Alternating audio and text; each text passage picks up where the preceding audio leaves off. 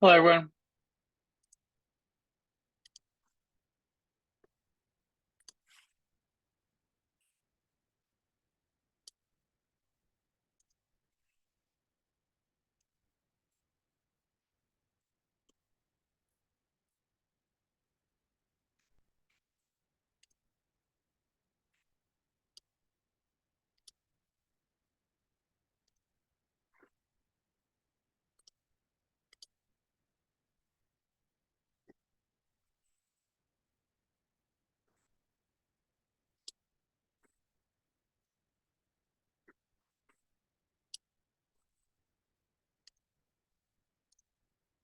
Can everybody see my screen?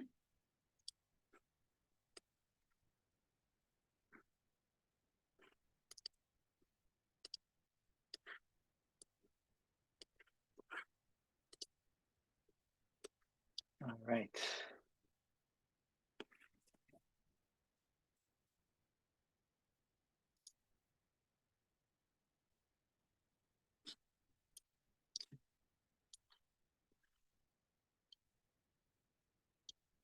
All right.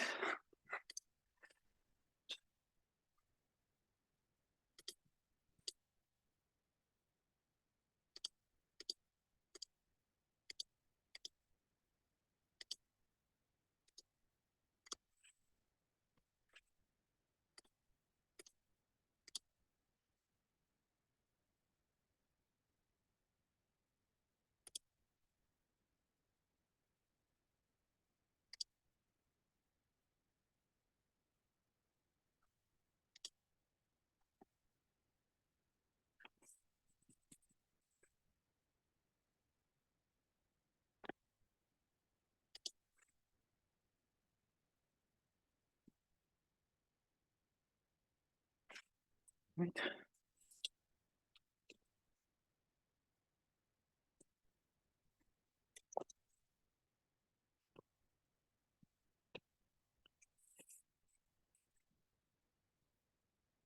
All right, everybody. Welcome back. Let's see.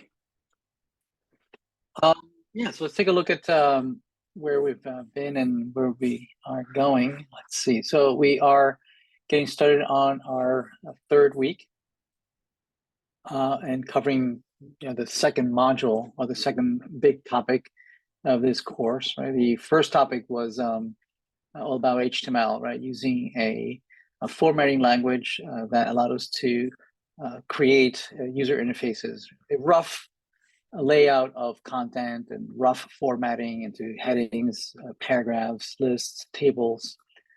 And we said that we would come back later in module 2 using CSS and Bootstrap and styling sheets and libraries that would allow us to revisit all that content that we created in the first assignment, in the first module, revisit it and make it more professional, more appealing, a little prettier, more polished. Right? And that's what we're doing. That's what we've been discussing for the last couple of weeks. And we spent all last week talking about learning about CSS, right, as a another language, right, that complements HTML.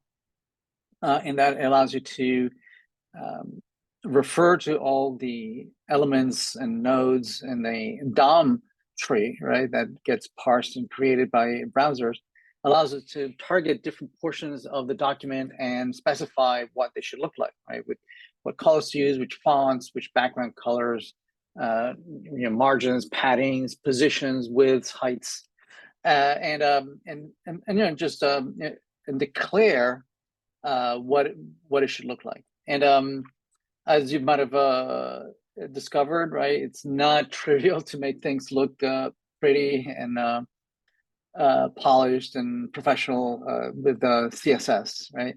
And there's a whole set of skills and that come with a long trajectory of having practice using CSS, as well as an artistic eye, right, to make things, to understand why things look professional and finished and polished and nice, right? So we're going to somewhat abandon just using CSS, right? And instead, we're going to build on the work of many others that have been, creating CSS libraries that to allow us to apply those CSS libraries to make things look professional. So we're going to be discussing Bootstrap today, which is one of a plethora of CSS libraries, right? That are very popular, right? To make things look professional and nice and responsive and whatnot. Bootstrap in particular is very popular amongst developers, since it provides a large library of widgets, right, that are already made, right, things that you would normally need when you are building an application, right? Things such as date pickers and form elements and drop downs and things that you would normally need when you're building a user interface, right, for data entry. As opposed to there's a whole other family of CSS libraries that they target more static, like brochure, informative, or like marketing type of websites, right? That have all sorts of really cool behaviors and effects, right? That but that's more for eye candy, right? Making things look pretty for you to maintain the attention of the user, more than an application where you are entering data, right, and moving things and adding content and updating things, right, and resorting and things like that, right? So that's where Bootstrap is mostly targeted at. So that's we're going to be focusing our attention. Now the content is still going to be static, right? Other than the Bootstrap providing mechanisms for websites to be responsive, right? To be able to adapt to the different screen sizes, right? And maybe change how many columns, or whether it hides something or shows something. Other than that, right, the content is static, right? We're not going to be able to enter data or remove content or update content, right? Not until we get up to next week when we see JavaScript and React.js, right? There we're going to have for loops and data structures and functions, right? And if statements that are going to allow us to create components, right? And apply a plethora of software engineering principles, right? Of reusability, right? And encapsulation and inheritance, and where we're going to be able to avoid some of the drudgery that we've gone through the last couple of weeks, where we find ourselves that we're copying and pasting a lot of content everywhere, right? Either HTML or CSS. We see that there's a content that it needs to appear in multiple screens, right? And it needs to look the same. And right now, the only way we know how to do that is to copy HTML code snippets, right, and paste them everywhere, right? So when we come back next week with JavaScript and React.js, we're going to be able to create components out of all these reusable little code snippets, right? And wrap them inside of a function, parameterize them, right, and generalize them. Use some data structures, and then you add some logic to it, right? And then they're going to be able to reuse those code snippets and put them anywhere we want, right? Using these functions, right? As opposed to copy and pasting them. So anyway, that's starting next week. Quiz 1, I'm going to make available the answers to Quiz 1 that we had earlier late last week. And so that you're going to be able to see where you might have lost points, maybe you misspelled something, or you made an honest mistake, or and you clearly understand the question and the answer and whatnot. But and so you're going to be able to reply to the post for the quiz, and please reply where you think that you lost points. And that we need to perhaps review the quiz and perhaps give you some points back. So that'll be coming up. I still have maybe one more student that missed the quiz that he needs to take it.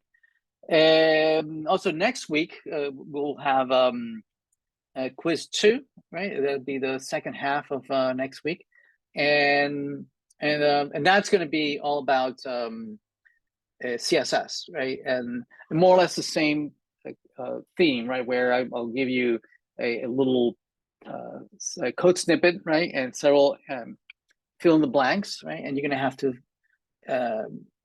complete the code so that it does something that I described, right?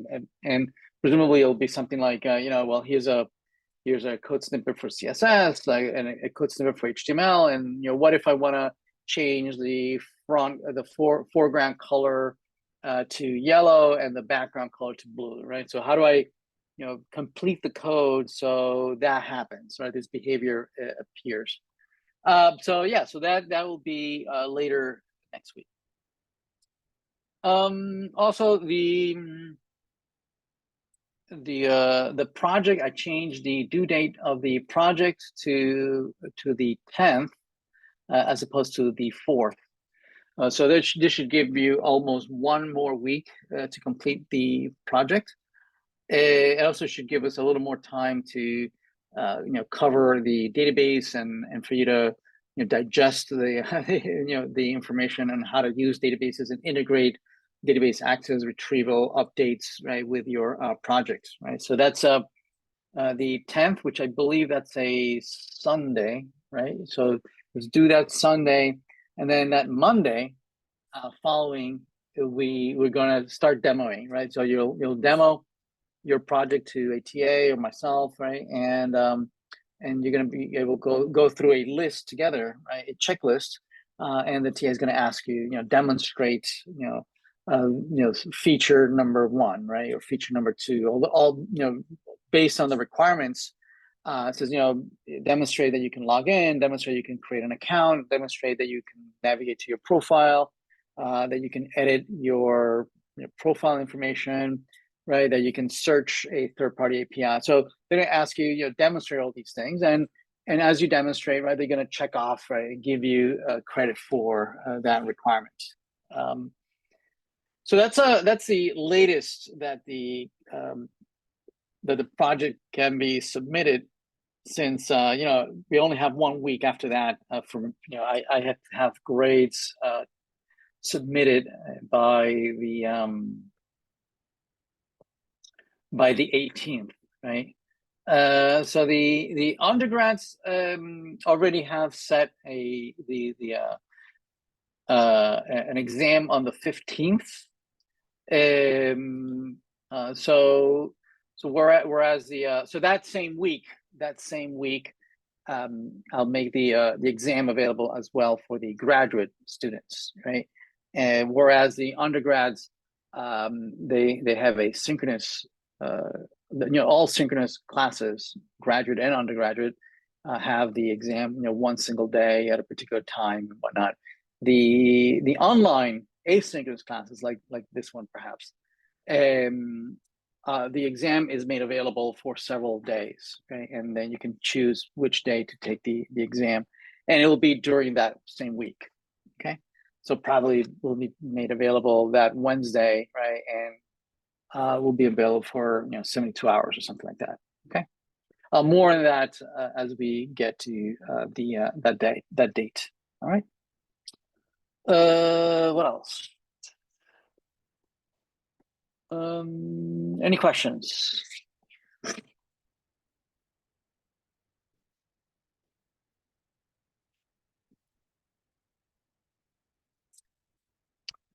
All right. Yeah. So let's get going. Right. So we have been we discussed last time around. We discussed CSS. We're learning about the syntax, right? How to create CSS rules. Let's see the question in the chat. I had a question regarding Bootstrap. Can you please explain the difference between deflex and row column in Bootstrap? Also, like when, where to use? Sure. Yeah, we'll talk about that. Hi, Professor. Could we please go over how to make a search bar with a drop down? I attempted to implement it. Instead of a search time. Okay. Sure, we can take a look at that. Yeah, so last time around we discussed CSS, the syntax, how to create CSS rules, right? And that a CSS rule is made up of two parts, right? The left-hand side is a selector, right? That allows you to target the DOM elements, right? Allow you to declare which the CSS, the left-hand side is where you can specify a pattern, right? A kind of like a regular expression pattern that allows you to identify all the elements in the DOM elements that you want to apply certain transformations, right? And the right-hand side is the declaration of all the properties that you want to modify, right? All the stylistic properties, right? The background color, the foreground color, the font, margins, paddings, positions, and so on and so forth, right? And we discussed that the best practice is to declare all these rules in separate style sheet files, right? And then link them in. And we went through multiple exercises on creating these rules and naming conventions about using WD in all your classes. We discussed changing color, foreground color, background color, the borders, the margins, the padding, positions, width, right, rounded corners, how they rendered in order, right? And you can change the Z index for the depth, right? We discussed how to render things horizontally using either float or using the flex classes, right, and styles. And so now we're going to focus on using libraries, right? Because again, it's not easy to make things look presentable using just plain old CSS, right? So instead, we're going to take a look at using Bootstrap for that. All right. So let's take a look at what we have so far in our project. So let's did we already install Bootstrap? I don't believe so. Did we? Let's see, Bootstrap. Okay, yeah, we did install Bootstrap. Probably using npm install, right? And it copied it downloaded the library and put it under node_modules.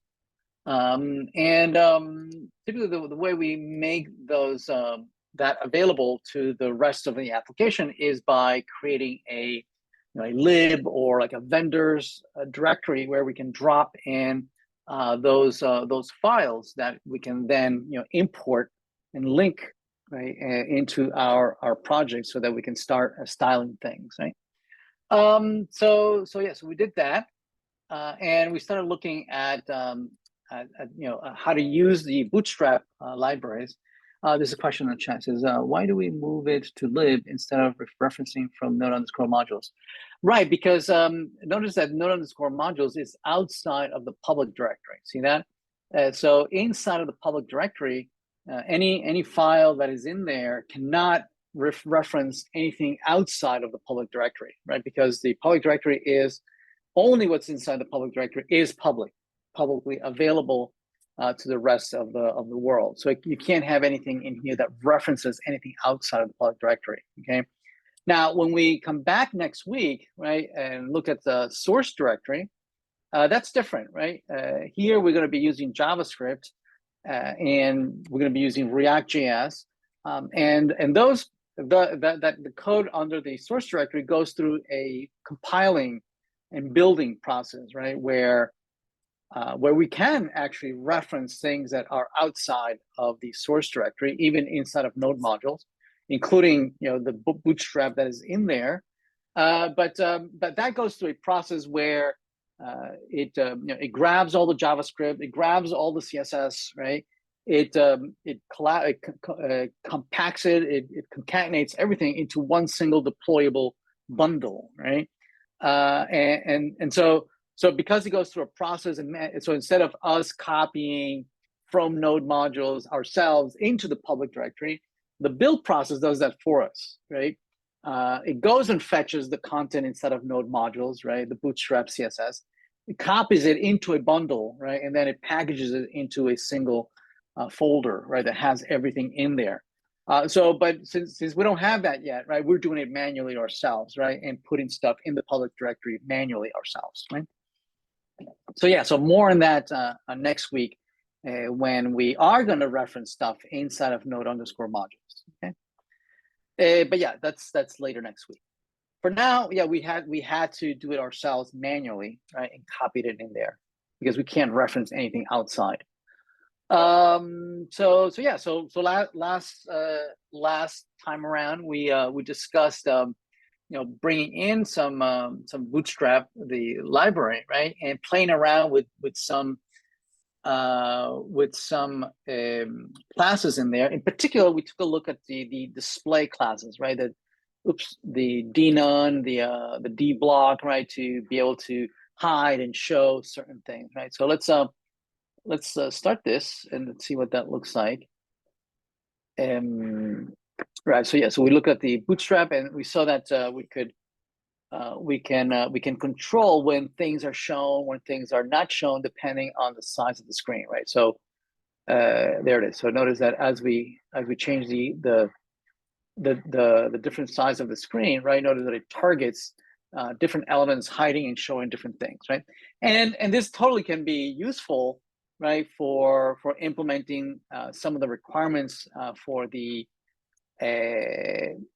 Canvas application, right? Notice that the Canvas application is asking you later on to do some hiding, some showing, right?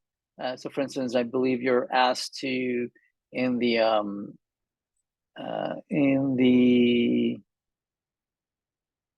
home screen, right? You're asked that in its widest width screen, right, in the widest screen to show all four columns, right? The Canvas navigator, the course navigator, the modules, right, and then the status column at the end. But as the screen becomes smaller and smaller, right, you should hide the last column first, right? Drop the status screen, just it's gone. But then if you keep going smaller and smaller and smaller, you would hide also the navigation, right? The left-hand side navigation. So you end up with only the modules in the middle, right? And this bar at the top, which is not visible, right, in any of these two figures now, because when you reach a particular size screen, then now this heading is available. And what you find in that heading is hyperlinks up here, right? That if you click on the left-hand side, then you are shown the Canvas navigator, right? That allows you to then navigate to the account, so you can go to the profile. Allows you to go to the dashboard. Maybe the dashboard. Or you can dismiss it and then go back to the home screen, right? Or you can click on this other one up here, right? And then it shows you the course navigator. That allows you to navigate to to the assignments, allows you to navigate to the grades, right? Or you can dismiss it and go back to the home screen, right? So there you have examples of where you can use these D blocks and D nuns, right? That can target different screen sizes. There's a question on the chat. It says, is it bad practice of referencing CSS files from outside of current directory, such as referencing CSS files inside Course Navigator directly for account navigator? No, it's fine, right? You can always use an absolute path, right? That allows you to navigate from the root, down to where that CSS file is. As we'll see, it's actually a good practice, right, to have the CSS, files that are specific to each page or component, right? You're right next to the file that is being styled, right? And this will become much more apparent when we start breaking these up into components. And if you have a particular component, that will be some JavaScript. If you have CSS that specifically styles that one component, right, it's a good practice to break out all the CSSs into snippets that are are particularly styling that one component, and which we've done that somewhat, right? So, for instance, for the course navigator, right, we have a CSS that only styles the course navigator, and the Canvas navigator has its own CSS and whatnot, right? So it is a good idea to break it out. Now, at some point, you have one single HTML file that has to load all these CSSs, right? And you just have to make sure that they don't override each other, that that they target that specific portion of the document, right? And that there's no overlap, or maybe you want to, right? Maybe you do have like a top level root style sheet that provides a baseline global style, and then each individual CSS that is that has a narrower scope can perhaps override some of the global styles, which we're going to do today. Right, we're going to use this technique to load the Bootstrap library first, right? Give us a baseline look and feel, but then override certain aspects that we might not like, right? So you need to load them and link them in a particular order, right? The more general first, right, and then the more specific later, right? So that they can override the more general one, right? So anyway, yeah. So we learned this this skill, right, of being able to show, hide, and certain things, and we can use it, right? We can absolutely use it to re-implement some of the screens that we have for the Canvas, right? So for Canvas, for instance, this particular screen, we could revisit and and apply the D none and D right, D and right, exactly. We did, right? We we actually used it to hide the right hand side, right, using the D none, and it fires at a particular screen size. And as we get even further down, we hide the left hand side, goes away, and notice that we show the top level links that allow you to navigate to the Canvas navigator or to the course navigator that presumably allows us to navigate to the other different screens or grades, right? Yep. Yeah. So we've already done some of that. Perfect. Excellent. So yeah. So somebody was asking that the way we implemented this was using Flex, right? And Flex and column, row direction, right? And so this is absolutely one way to implement this. And I would go with this implementation, right? I like this implementation using Flex, right? But I did want to cover an alternative implementation using some of the what Bootstrap calls the grid system, right? And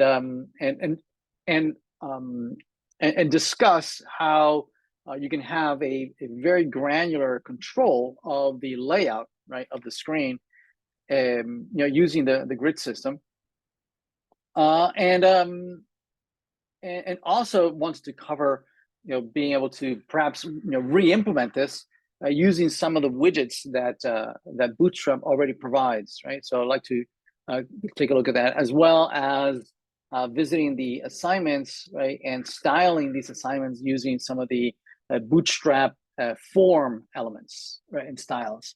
This is a question on the chat. Is there a way to throw these navigation bars into independent HTML and then embed? Nope, not until not until we have JavaScript.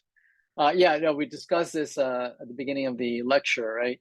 Right now, HTML doesn't have a mechanism to import or embed. I mean, I guess you could declare an iframe, right? You could declare an iframe, right? And that iframe can reference an HTML document, yes. But yeah, we're not going to do that. Instead, we're going to use JavaScript to do that, right? When we get to next week, or maybe even in the next lecture, we might do a little bit of it. What we're going to do, right? We're going to take those HTML code snippets, wrap them inside of a JavaScript function, right? And now we can apply a lot of the software engineering best practices, right, of reusability, right, modularity, and singletons, all sorts of design patterns, best practices that we come to love, and kind of abandon this madness of copying and pasting stuff. Question in the chat: can we also cover cards? Yes, absolutely. Yes, we'll talk about cards and how to set those up with Flex. Yeah. Actually, we're going to do that. Yeah. That's for the dashboard. I don't know if we're going to have time to do cards as well today. We might need to wait till the next lecture. Okay. All right. Let's discuss an alternative implementation of these columns, right? With what Bootstrap calls the grid system. Okay. All right. Let's talk about the grid system. All right. So Bootstrap created what is called the grid system. And so the grid system is based on knowledge that has been accumulating in other industries, such as the printing industry, right? Where we typically we want to make it easier for humans to be able to read content, right? The printed media. And over the years, we've discovered that it's easier for human beings to read, to not provide content that is so wide that the human eye has to, go from one end of the page all the way to the end of the page, and then eventually needs to come back, right? And it kind of misses, it can miss the, what line were you at, right? And to understand which line is next, right? So usually what we tend to do in the printing industry is to provide smaller columns that have a narrower width, right? So that the human eye doesn't have to go left and right too much, right? So that it can very quickly go back to the next line, so without strain, right? And we see this example in things like the newspaper, right? Where if you open up a newspaper, you'll find that it has lots and lots of little articles, right? We have these very thin columns that you can read each article, right, and then go to the next article and whatnot, right? Now, in a wide screen or a paper like the newspaper, it totally makes sense to have maybe 6, 7, 8, even 12 columns, right? Side by side. And you can parse each individual column at a time, right? Now, if you have a narrower printed material, maybe like a magazine, right, or poster, you might have instead maybe 4 columns, or even if you have a magazine, usually it's only 2 columns, right? So this knowledge of how to lay out and how many columns to use depending on what size and whatnot, right, has been around for quite a while. And so we want to have that same capability to break out content into multiple columns, and then and based on the size of the screen, be able to dynamically choose how many columns to use depending on whether we're on a very wide screen or we're on a phone, right?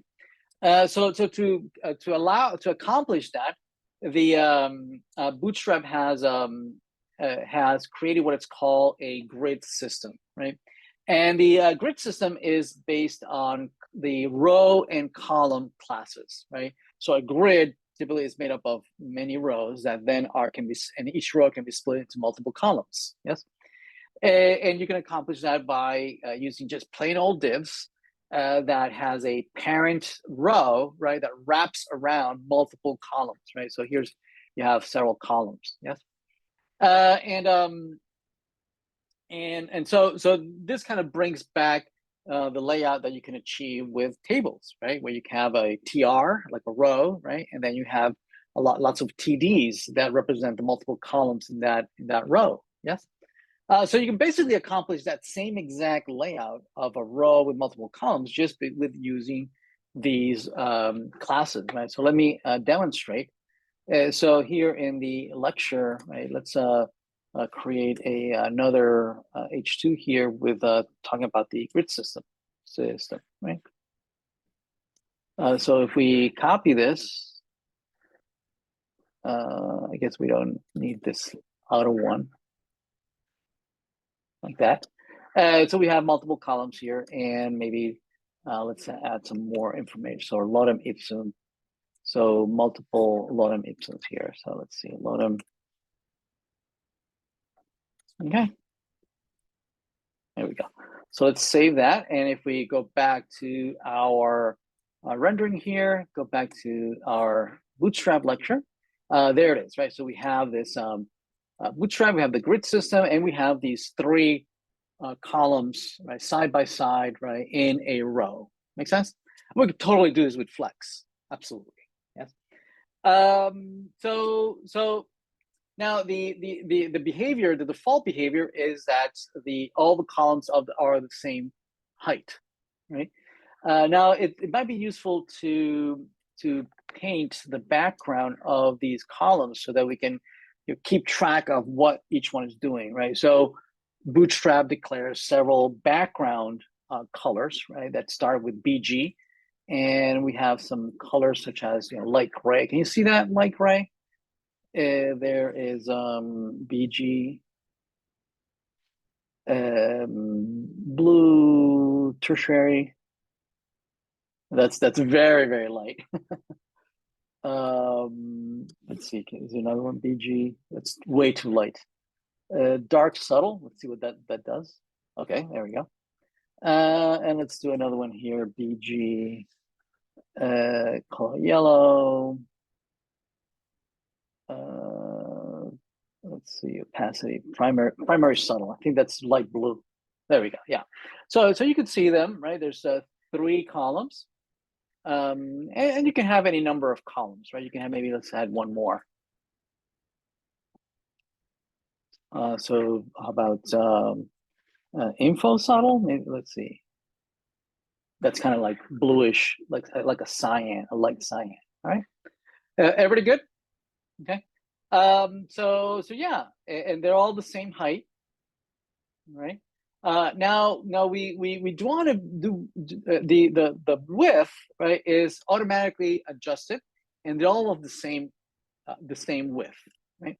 Now you can specify that actually I want these not to be necessarily all the same. I want it to be somewhat relative to each other, right? So what Bootstrap does is that it breaks the screen, right, into 12 unique,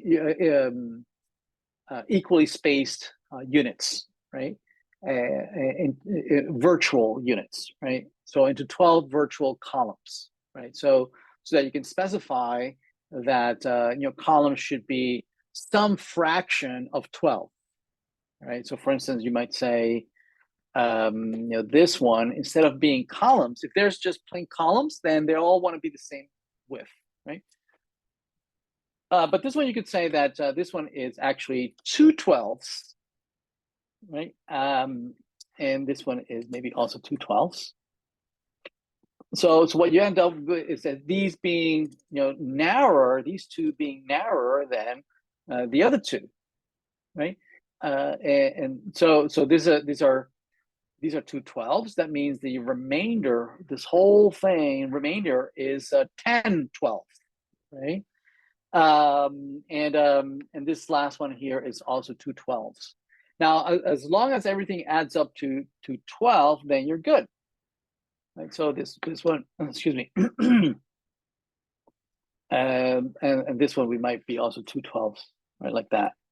Right. So for instance, this could very well be the our canvas navigator. Right, so maybe we can make it a 1 12ths, 1 12ths, and 1 12. 1 and 1. So even narrower. And this status, this could be maybe the status, right? And so let's play around with that. Let's make this this would be H3. This would be canvas navigator nav. Okay, and this might be the H3. This could be the course nav, right? And this could very well be the modules, right? And this last one on the end could be the status, something like that, right? And now notice that this layout is perfectly fine, right? In a very wide screen, but not necessarily as it becomes narrower and narrower, right? And we did say that perhaps we might want to hide a few things, right? But before we get there, right, before we get to hiding things, I wanted to discuss perhaps, right, choosing different layouts before we even get to the hiding part, right? Obviously, there is a choice of just making these, one specific size. We already discussed that, right? Making this just 100 pixels, and that's it, right? They don't change in size. So we already know how to do that. What I wanted to discuss here is perhaps, right, being able to, as things change, as the screen changes, perhaps we want to change the layout, right? For instance, we might say that as this is becoming narrower, right, we might say, oh, well, this is way too narrow. Perhaps this should grow a little bit so they can still fit some useful piece of information in there, right? As well as the status. Maybe the status is too narrow. So let's start off with a very narrow status here, right? Very narrow status, so which is fine perhaps when it's a very wide screen, but as you get smaller, perhaps you might want to grow. You might want to say, oh, well, it's way too narrow. I can't see that. So let's grow this a little bit, right? So let's do that. I do want to discuss the fact that here we've chosen all the sizes 1, 1, 1. What about this one? This one we didn't choose a size, right? So what it does is that it behaves as kind of like a placeholder. It says, I'll take up whatever size I need to be, right, to complement and add up to the remaining 12. Yes. But notice that if I do put a size, let's say 3, right, notice that I'm not taking up the whole width, right? Now they all have a specific width percentage wise, right? That's 1, 1, 3, and 1. That's that's 6, right? So it's taking up half of the screen. The whole thing is taking up only half of the screen. See that? So this is not being filled in by anything, right? So yeah, so in total, the total should be 12. So if the other ones are 3, then this should be 9, right? This should be 9. So now it fills up the whole screen, right? But if I missed it by 1, I say that this should be 10, right? And I miscalculated, then it's just going to wrap. It's going to wrap, and it doesn't fit. Okay, so that's the behavior, right? So yeah. So this could be 9, or we can just let it go. You could just leave it. We can absolutely just leave it at just column, which it automatically stretches, right? To take the remainder of the screen, right? Make sense? Okay, so what I want to discuss is being able to adapt these columns based on the relative sizes of the screens, right? So that's where Bootstrap goes a little further. It says, okay, well, describing these column sizes, the relative sizes of columns, but I also want to be able to target different screen sizes, right? I want to be able to have logic, based on the size of the screen. Question in the chat. So is layout explicit? Prefer to flex? No, not necessarily. Absolutely not. I'm just giving you another tool. That's all. Right? This is just an alternative tool that gives you control over what you want to do at different screen sizes, right? Which is an alternative of what you might want to do with Flex. Okay, so yeah, let me show you what you would do, to target different screens, right? So, for instance, what Bootstrap has done is that they've sampled all the popular screen sizes in monitors, large monitors, smaller monitors, laptops, tablets, phones, right? And they've come up with a categorization of these sizes, right, based on real live pixel density, right, that's out there in the industry. And they've come up with these 6 categories, right, where they are going to refer to screen sizes that are more than 1400 pixels as the extra large screens, right? And anywhere between 1200 and 1400, they're going to refer to it as the category of extra large screens. And anywhere between 990 and 1200, they'll refer to as the large screens, right? And then anywhere between 770-ish and 990-ish, right, they're going to call the medium-sized screens. And then small screens between 576 and 770, right? And small. And finally, extra small, anything below 576. Make sense? Right? Now, with those categories, this is going to allow us to reference, right, or target different screen sizes and say, what kind of layout do we want for different screen sizes, right? So, for instance, these columns here, right, all these columns are targeting the extra small screen, right, by default. By default, Bootstrap wants you to think in terms of the small screen first. What do you want to see in the small screen first? This is a question that says, in our understanding, do we use Bootstrap or Flex? It's up to you. You can use either. I would use Bootstrap for laying out this these 2 columns over here, right? But then use the Bootstrap dblock and dnone, right, from Bootstrap to hide and show content, and even then the screen sizes as well, right, to lay out different sizes for the screen. So you can absolutely use a Flex like we did for Canvas, right, over here. This is totally implemented using Flex, right? So, and we're done, right? There's no need to even use Bootstrap, right? It's already done, right? Just by using a combination of Flex and a combination of hiding and showing, you can totally just use dblock, dnone, and Flex, and you're done, right? I'm just showing you an alternative tool, right? That you can change layouts, right? Where you can change sizes of the screen, not necessarily for the assignments, right? But certainly maybe for your project, right? That so you can target phones and whatnot, right? So not necessarily for the time, although you can absolutely use it as well as an alternative. Okay. So what was I? I was saying that.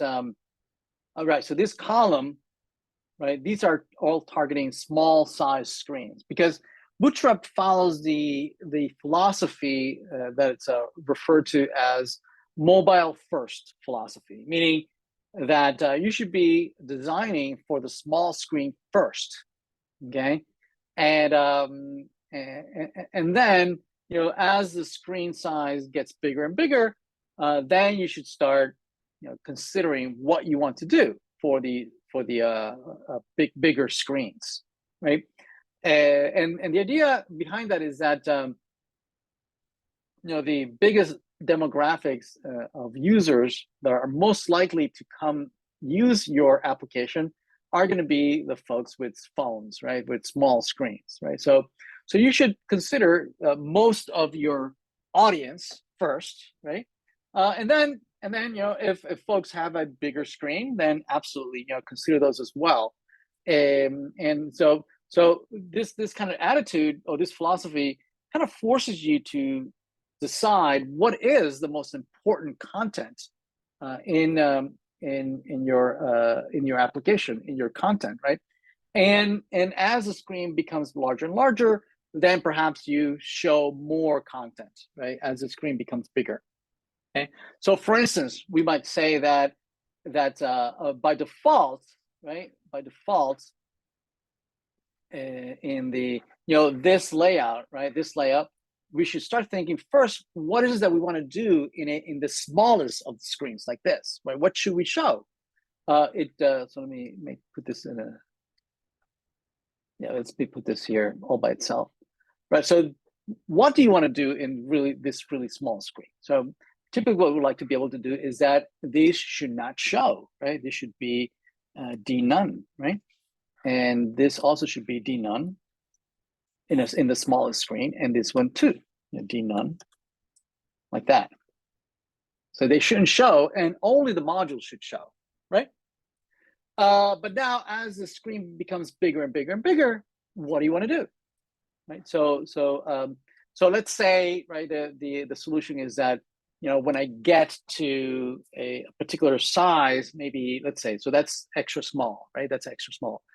So say I get to, say, a medium-sized screen, then I decide that perhaps it's big enough to now also show the, or let's do the medium. Let's do the small. Right? Once I get to small, perhaps it is big enough to show also the left-hand side, right?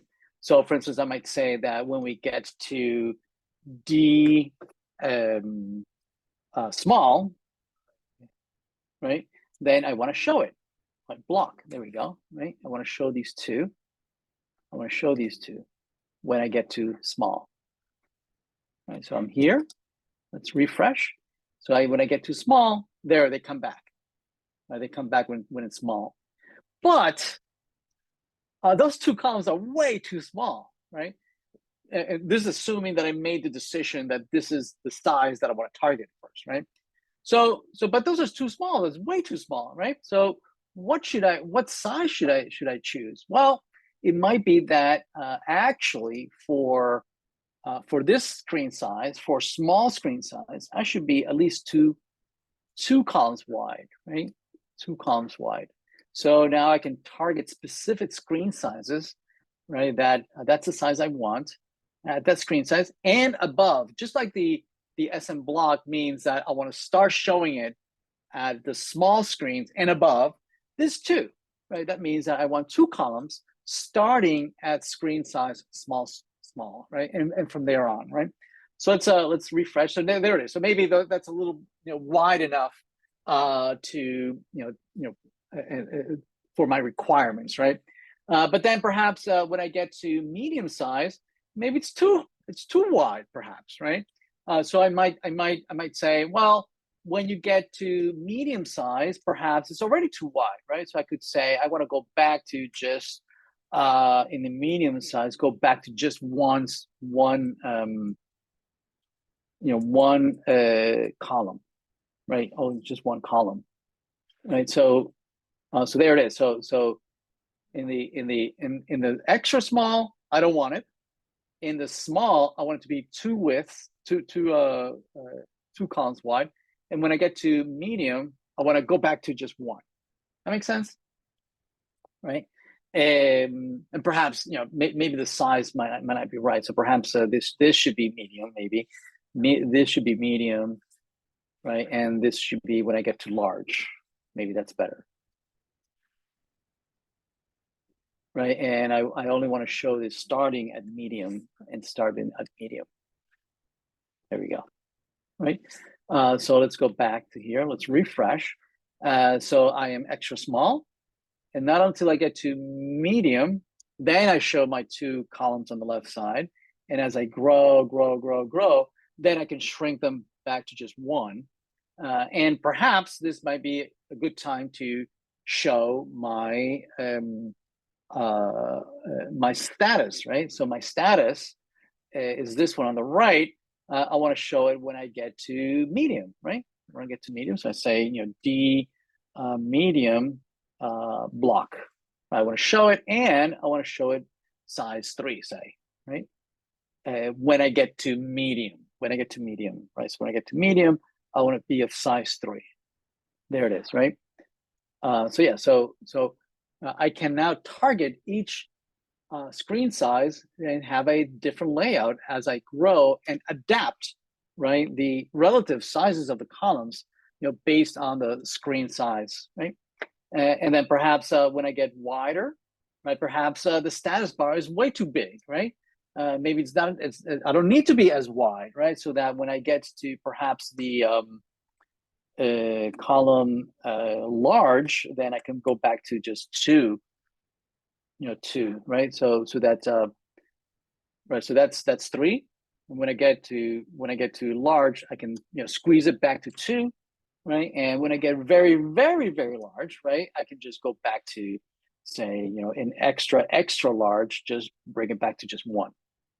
There it is, right? See that? So that as you become small, I bump it up a little bit, right? Because I can't see what it's written. As it gets narrower and narrower and narrower, right? It goes back to a little wider. And then at some point, I just hide both sides. Okay, see that? So that's an alternative implementation to what we had before. Now, also the Bootstrap also provides a instead of having these relative sizes, stretch and narrow and stretch and narrow, like this is doing right now. We can instead, right, wrap it inside of what it's called a container. So we can put it inside of a container, class container, and a container makes the thresholds be step functions, right? Where instead of being these smooth widths that grow and shrink with the size of the screen, we can instead have very well defined thresholds, right? That change abruptly, right? So, for instance, if I do that,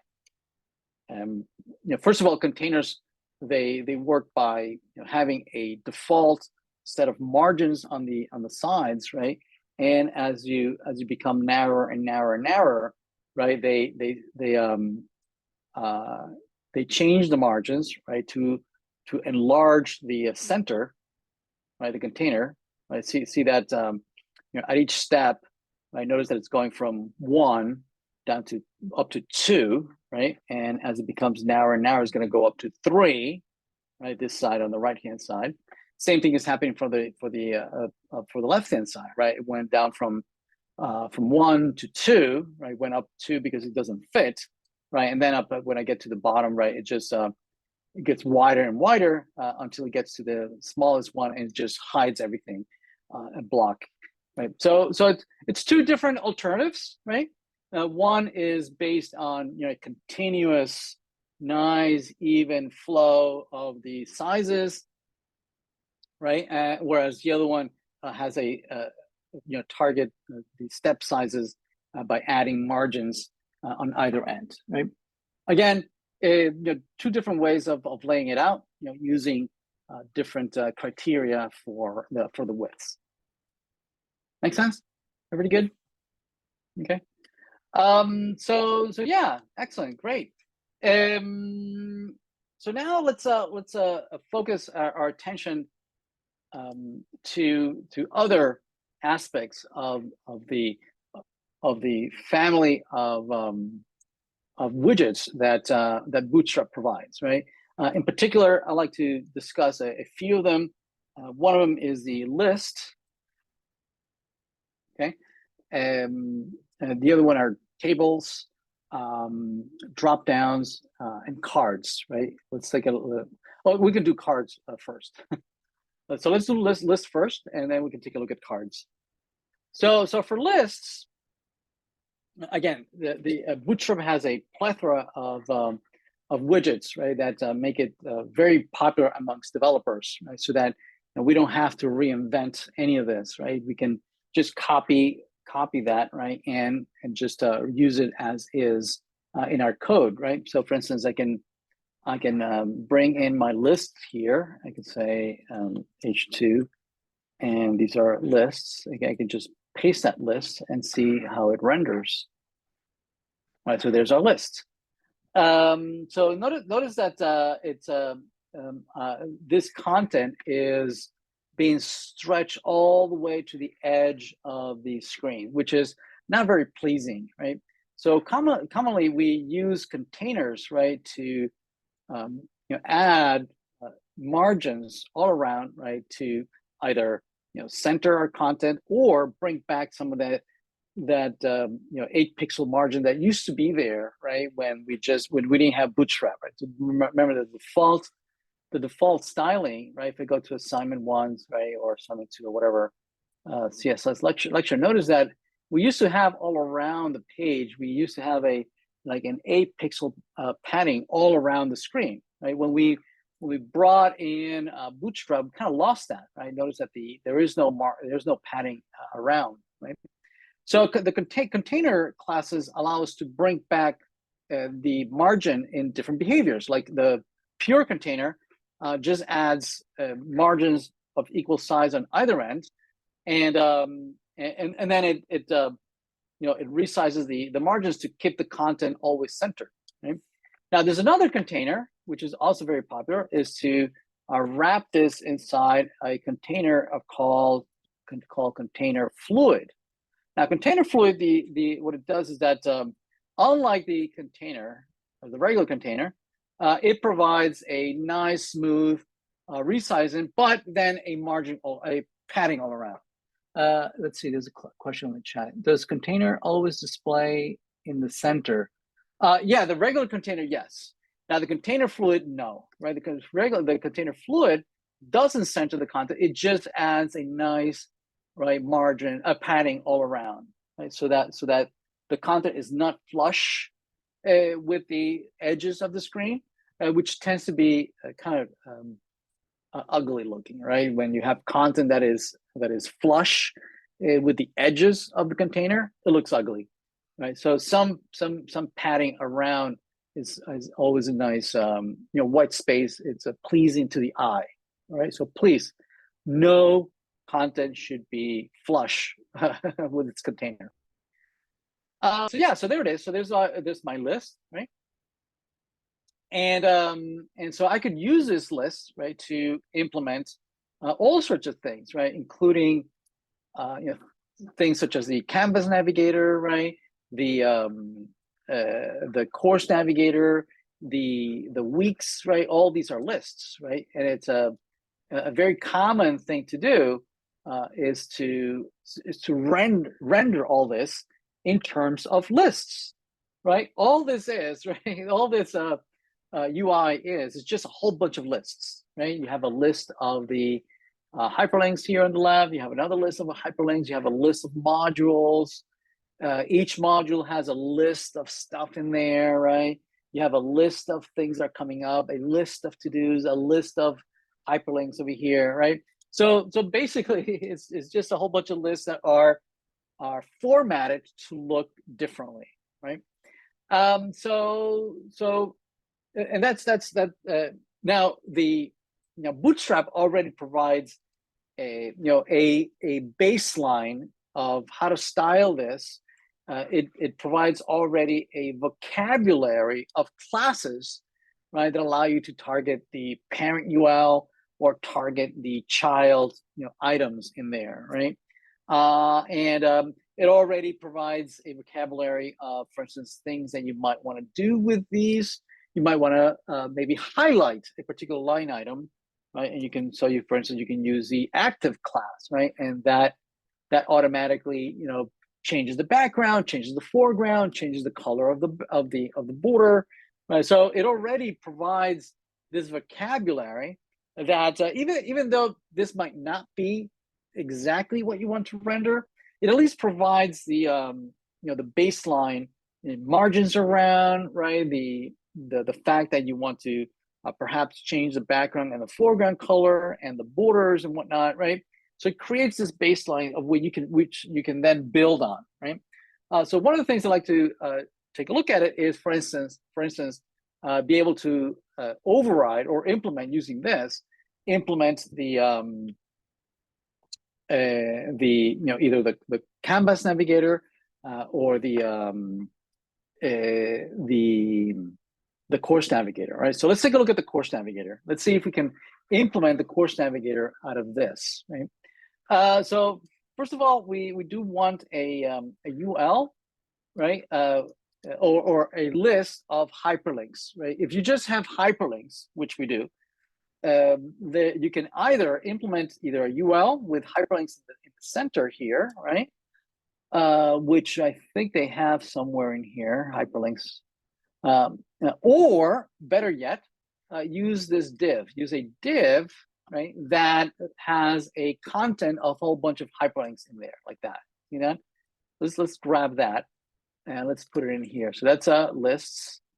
So these are unordered lists, right? And these are, let's put here a of lists of hyperlinks. So this is a straight ordered list. So this is hyperlink list. Okay, and if we render it again, there it is. It's this one. If you hover, notice that you can click anywhere, right? You can click anywhere in the not if these were just regular hyperlinks, right? You would need to put your mouse and click on the text.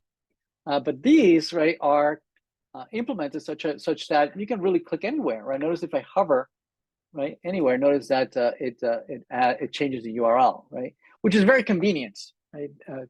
Because this implementation, notice that I can hover anywhere. See that? I can hover anywhere and I can click anywhere, not necessarily on the piece of text, which makes it so much easier to interact, right? As opposed to forcing the person to click only the text. That's annoying, right? It'd be nice if I can, anywhere nearby, I can click the same, right, and navigate to that particular section, right? So this implementation of lists, right, is much more convenient, especially if they are all hyperlinks. Yes. So anyway, so it renders this way, but we wanted to render instead like that.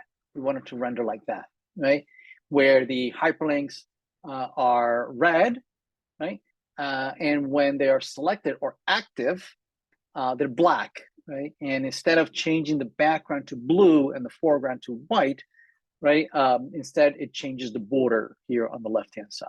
Yes. So let's try to use the UL, right, to implement that kind of behavior. So yes, we want to change it. We want to override this look and feel, right, so that it shows, it behaves like it renders like the course navigator, right? So let's put here a, let's implement it here. So this is H3, and this is the course navigator, and I'm just going to paste the div in here. Okay. And this should be, this should be home. This should be grades. This should be, well, no, actually assignments. This should be grades. Right. Then I don't know, whatever, Zoom. Right. And this should be maybe Piazza. Right. Okay. All right, so we want this to look like that, right? So how do we do that? How do we do that? Well, what we're going to do is that we want to override the current look and feel, right? So let's do that. So what we could do here, right, is create our own CSS, index.css of the things that we want to override, right? So we can, say here's Bootstrap overrides. Okay. And then we can link it from our index. We can say, we can link href, and we want to load our index file that is in the same directory. Okay. Right. And so, for instance, we might want to override what the list group and this list group item is doing, right, and the action and whatnot, and whether it's active or not. So let's look at what what is let's read for reference. What is the Bootstrap doing to render this? Yes. So we can inspect, let's inspect, and we can see what is Bootstrap doing. So what is Bootstrap doing to this line item? Okay,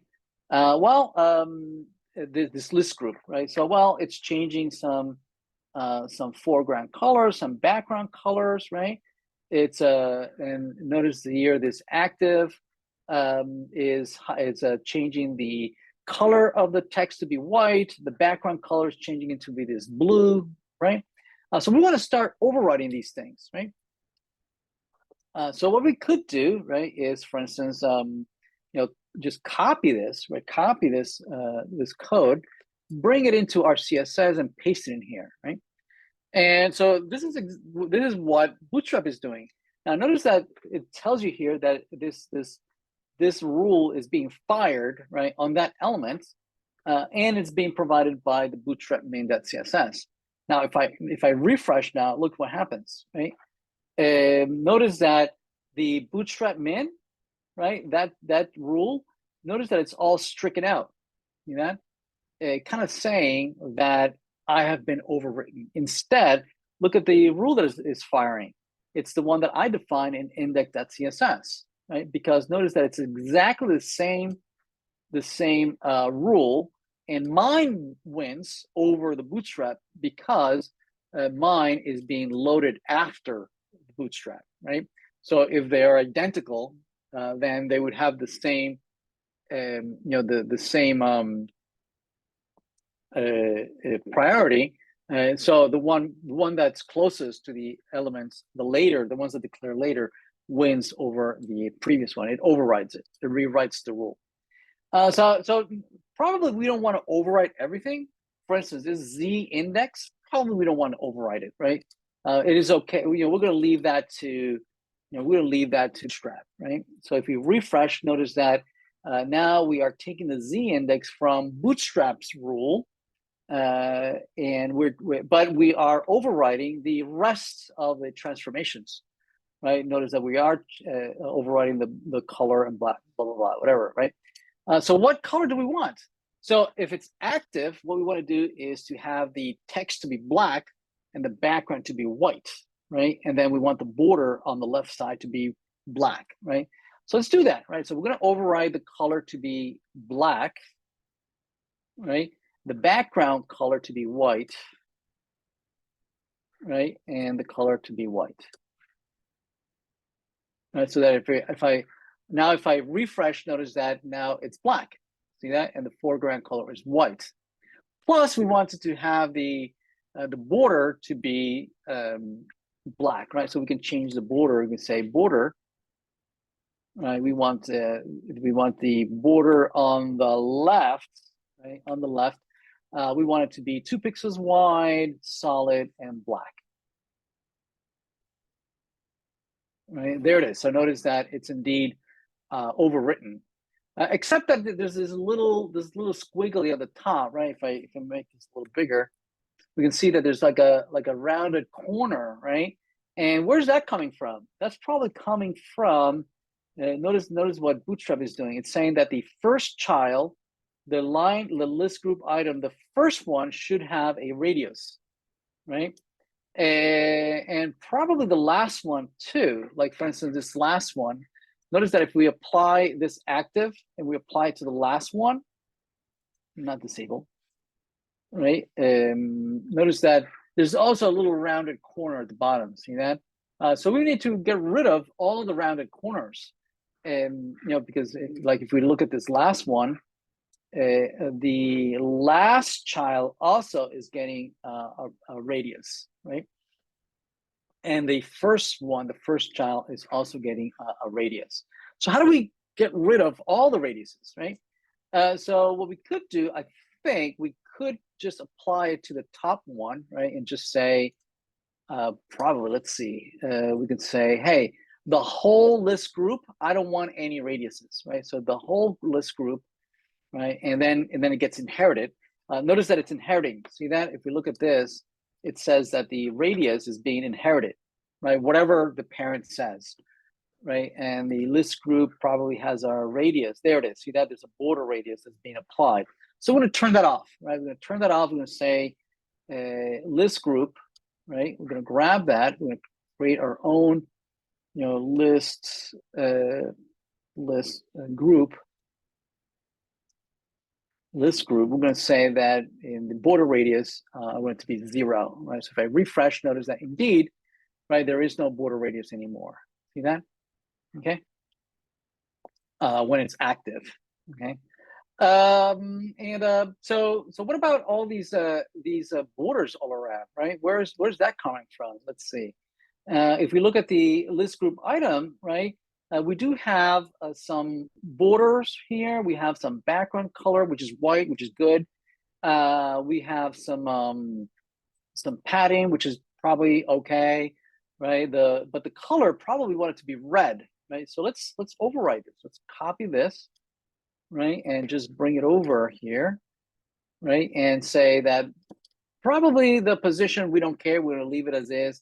Display, it's fine. I'm gonna keep that. Padding, probably I don't want to change it.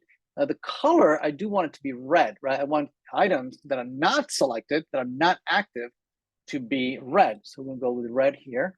Text decoration, none. Probably that's what I want. I'm just gonna leave Bootstrap to do that. Background color, I think white is okay. Borders, I don't want any borders, so I'm gonna override that. I'm gonna say none. Right, and so if I refresh, notice that I have sort of what I wanted, right? Except that I have two things that are active, right? So yeah, we don't want this to be active. There we go. So notice that basically we have the implementation of the course navigator, but implemented using a basic list group implemented by Bootstrap, but overriding it, right?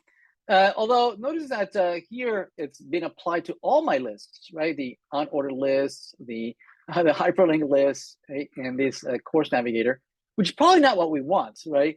And we only want to target a particular list that has to look like this, right? We don't want, for instance, this list and this other list, and because I'm going to use a whole bunch of lists everywhere, right? I don't want all of them to look the same, right? And I want this list to look white on black or red on black, right? And when it's highlighted, the background is white, right? Whereas this one is different and this one is different, so they're all different, right? So I want to be able to segregate, right, and say that only this list should look like that, right? Not all of them. So probably to be able to be more specific, what we could do is give it a class, right, and say that this is a canvas navigation, right? Which right now it's not doing anything. If I refresh, notice that it's no rule is being used. But I can take this to then go back to my index.css where I'm doing the override, and then be a little more specific. I say that only the list groups, right, that are let's see. This is okay. This is a list, right? So these are the two classes that are together, right? And so if together I have a combination of both classes, right? The WD canvas navigation, and I also have the list group. Notice that there's no space in between. That means that I am targeting an element that has both classes, right, combined. And if I do that, and then I say those list group items that are inside an element that is a canvas navigation, right? Then I want to apply these transformations, right? And same thing for this list group active, right? If you are in the, if this active is inside of this class, then apply these transformations. So now I have targeted only this list, only the lists that have that class are going to look like that, right? None of the other ones apply. Notice that these doesn't apply. These don't apply. They're still using the basic, the basis look and feel that is declared by Bootstrap, right? The overrides don't apply to these lists. Only the ones that are, have that particular class, right, apply, right? So I can do the same, right? Whenever I want something to look like that, I can grab that class and just apply it. I can say, oh, well, I want this list to also look like that, right? And there it is, boom, right? It looks like a canvas navigation, okay? There's a question on the chat. It says, can you explain in detail about the space between the dots What is the difference between with or without? Sure. Yes. So this is covered in the assignment. The assignment has a couple of exercises where you can practice that. So for instance, in the styling documents, content selector, right? So for instance, when you have spaces in between, right, that represents selecting content based on the structure of the document. That you have elements that are inside other elements, and so for instance, here you have an outer div that contains another div inside that contains inside another paragraph, and then inside there's a span, right? So all of these are children of some parent, right? And so you can use the space in between to declare a path between two classes, right? So for instance, this WD selector 1 space W selector 3 says that there is a parent and some ancestor and then some descendant relationship between one element with one class and another element that is inside with another class, right? So this says that there is some WD selector 3 that is inside, some descendant, right? Some parent or some great parent, right? Or great grandparent, somebody above in my descendancy, right? That I am inside, right? I'm one inside the other. Or you can use the greater than sign, right? The greater than sign says that I want to specify a direct descendancy, right? Where you have a parent and a child, not a parent and a grandchild, but an immediate parenthood relationship between one element and its immediate elements in its body. So for instance, WD selector 3 is an immediate ancestor of WD selector 2, and that's true, right? This node is immediately inside a WD selector 2, yes? And same thing, right? WD selector 4 is an immediate child of WD selector 3, and WD selector 3 is an immediate child of the WD selector 2. So you can be very specific of the path that you want to take, right, in the DOM tree, right? So that allows you to navigate these paths so that you can identify exactly which DOM elements you want to paint, blue on yellow, right? So this is more generic, right? So any parent, right? So this is I'm here at a child, and any of my parents or a great grandparent or great grandparent, right? Or these are immediate parent-child relationships. So the assignment asks you to play around with that, with the spaces and greater than signs, or also using no spaces. If you don't use spaces, it means that you are combining multiple classes, right? And I don't know if the assignment asks you to apply multiple classes. Yeah, it does. So for instance, in this case, you have two classes that are being applied to H3. One is changing its background color, and this one's applying the foreground color, right? But yeah, I don't have an example where I apply two classes. You're right. I don't have an exercise for that. But yes, if you have in your rules no space, it means that you are targeting an element that has both of these classes, right? Which in our case we do, right? We have an element that has both of these classes, right? So we concatenate them, as if there were one symbol. Okay, all right.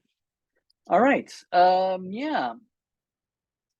So we have that particular implementation. What about if we want to implement the other list, right? The Canvas navigator, right? So for instance, so we have there's a course navigator, and then we might have a H3, the Canvas navigator. So Canvas navigator, right? Oops, navigator. right? And so we have a same thing. It's a list. It's a list. So I'm just going to copy that, right?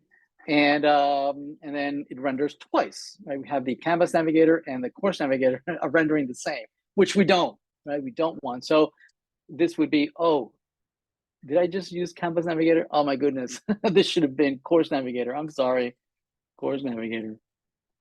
This is Course Navigator. Oh my goodness, sorry. Course Navigator.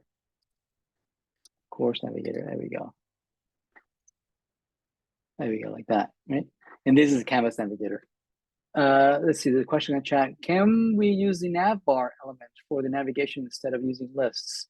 Yeah, absolutely. But that one doesn't have the automatic styling, which might be okay, right? It might be that then you have to do a little more work at providing some of the default styling. But that's, yeah, sure, absolutely. So yeah, so notice that there it is. So our course navigator looks like that, but our canvas navigator doesn't, right? And we might want it to look like that, where you have, you know, a black background and you have a white background, and when it's highlighted, you have this white background, right? So so we might you know, we might create, so this is the course navigation, right? And then we might copy this, right? And might paste it in here to implement the Canvas navigator, Canvas navigation, where, oops, let's copy this, right? And this would be Canvas,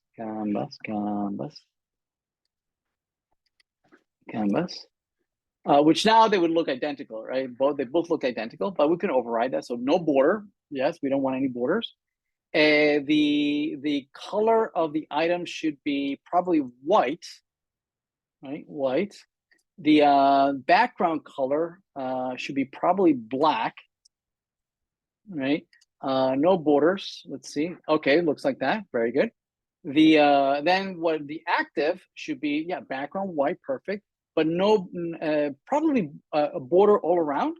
So probably the whole border, right, is selected as white, you know, white background. The text is black, right? So this is a, you know, good starting point for something that looks like that, right? Probably we would need some icons and whatnot.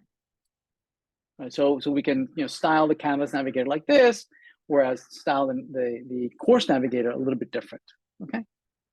Let's see, which are the questions? Which implementation do you recommend? The list group approach or the one we did earlier where it's up to you. I mean, I like to use Bootstrap as a baseline since it gives me compatibility with other things such as you know, the responsiveness. It works well with rows and columns, right? With dblock and dnone. But if you don't find any inconsistency or incompatibilities, then sure, you could just use plain old CSS. How do you make the list reach the bottom of the page so that it takes up the entire vertical space? So you can so for instance, you can resize you can make the position to be absolute, right? And then you can have the top stuck to the top at 0 and the bottom stuck to the bottom at 0. So that stretches the whole thing, the whole width, the whole height of the screen. Yep. All right, excellent. So we've seen ways of overriding Bootstrap. Let's take a short break, and when we come back, we'll talk about cards. Okay. We upload. Yes, I did. I uploaded last week's. I'll upload today's as well. All right. So let's take a short break, and we'll be right back.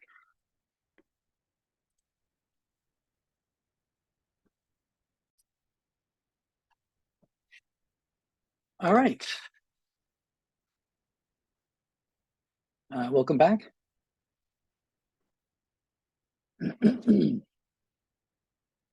All right, yeah. So we discussed several things about Bootstrap, how we can use Bootstrap to override, to set up a baseline look and feel, right? That overrides the default out of the box browser, right? And then on top of that, we can then override Bootstrap, right, to tweak it so that it looks a little more customized for whatever purposes that we need, right? So let's take a look at other aspects that we might use Bootstrap for. In particular, for instance, implementing the dashboard, right? That is made up of cards, right? So Bootstrap provides a set of widgets, right, that allows you to display grid-like cards, right, that can display maybe an image, plus some little blurb text title, and maybe a hyperlink that allows you to navigate to a particular page, right? So let's copy one of these to see what it looks like in our Bootstrap section here. And so let's do H2 cards. Right, so let's paste that and see what it looks like. Oops, I think copy, paste, there we go. And if we render that, notice that there it is, it's a card. It doesn't have any image. You can provide the source of an image.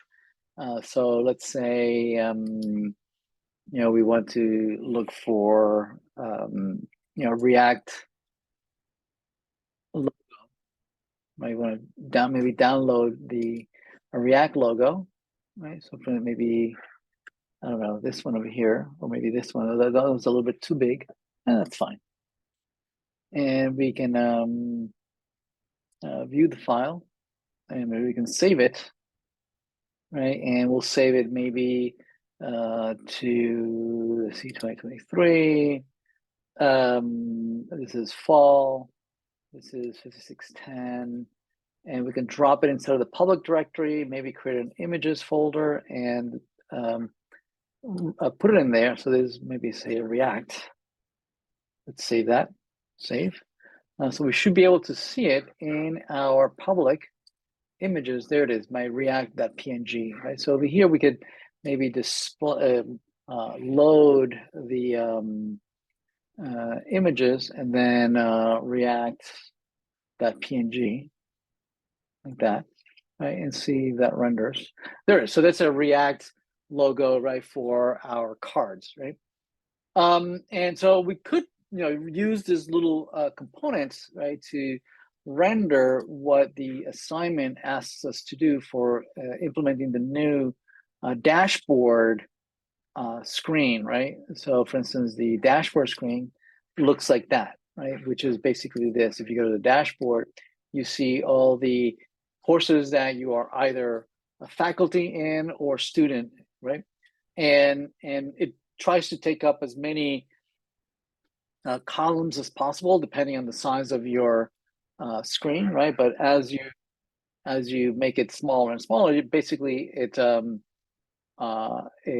starts hiding the right-hand side, and then eventually it hides the navigation on the left, right? And then it becomes just just one long column, so that you can view this content in both your monitor or even in a phone, right? And then select and navigate to that particular course, right? So that's what we're looking for. That's what we're looking for. So we would like to be able to take this card, right, and then implement perhaps several of these to implement maybe a dashboard of multiple courses. So if we have several, right, they render by default, they render one on top of each other, right? Right, and they're flush, right? Notice that there's no space in between. So what we're looking to do is implement the dashboard, meaning kind of like a grid of these things, right? And Bootstrap does provide an implementation of these, grid-like layout for cards, right? And so they have down at the bottom, you see that there's a couple of card layouts, right? They can be laid out in a grid. Right? So for instance, you can render them as a grid like this and specify how many you want per column, right? So for instance, this one renders, these four like this. But notice that by default, it's not making the heights the same. If you go further down, there's a couple of examples that render this grid, right? But the heights are not the same. So for instance, this one, I think this one is, renders the heights the same.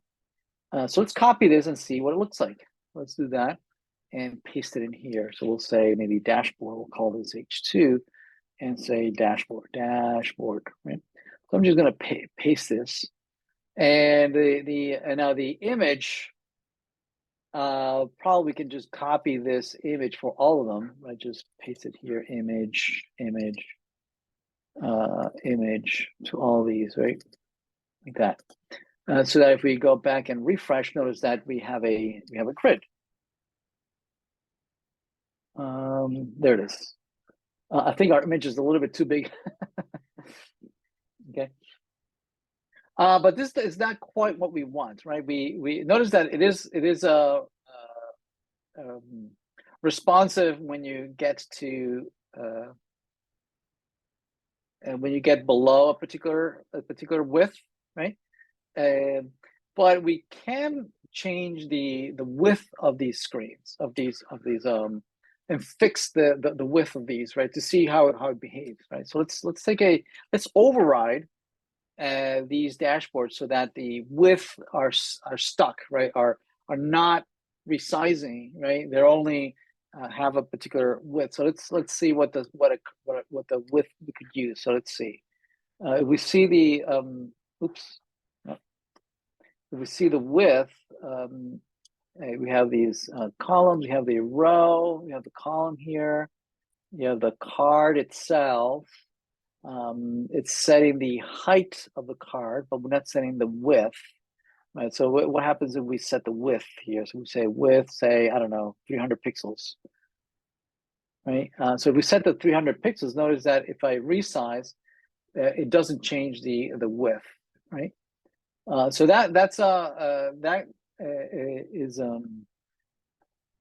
could be a way. Right? How about these columns, right? What if we set here the width of this to be with 300 pixels, right?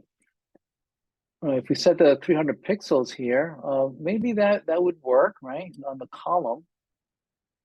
Let's apply it to this one too. Let's say apply the width to be also 300 pixels, right? And this one too. Let's see the width to be 300 pixels, right? And maybe this last one too. Right? So if we apply it to all of them, 300 pixels.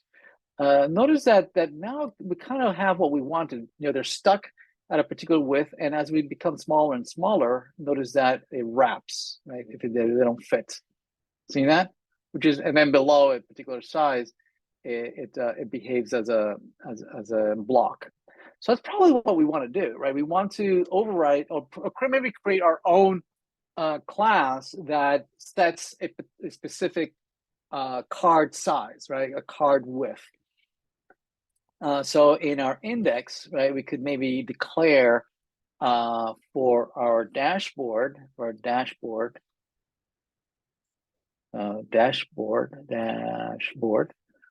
can say, WD dashboard. So it's our class, and say that WD dashboard, our class, with the we can set maybe a width, right? A width of 300 pixels, right?